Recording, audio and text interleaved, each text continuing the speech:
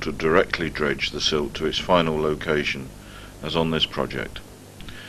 The dredged silt is drawn up a trench in the lake bank, and on reaching a cross trench, flows by gravity from the dredger bucket to, in this case, a lagoon created at the lake head.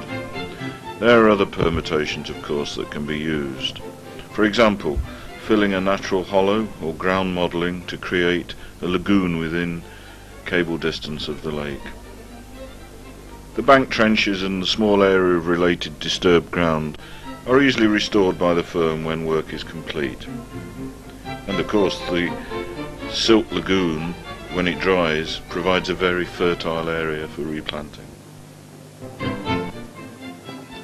Here we see the dredger bucket being pulled up the bank trench and discharging its 10-ton load of silt.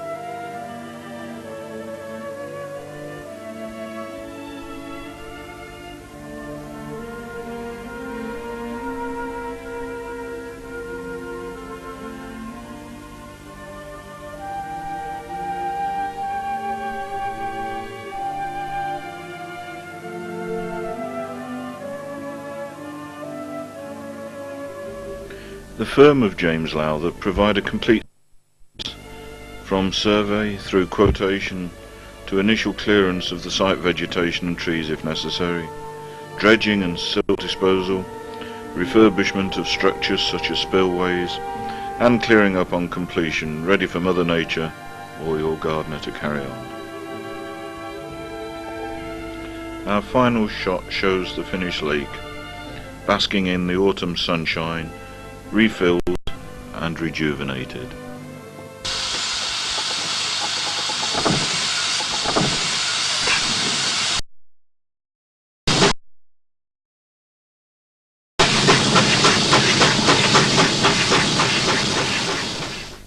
Put it into this big lagoon here. It looks like a lava flow of mud and muck. Daddy? Yeah. Should I throw this in? The what? This. What would happen if I threw this in? It'll disappear. Don't, because Heather might go after it. No, she won't. If I... Well, you never know, she might. Heather, please.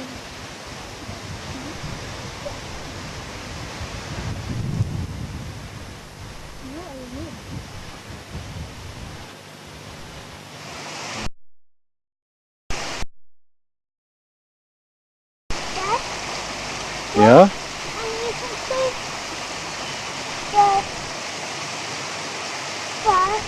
not the first, the one by the snow tree. Yeah.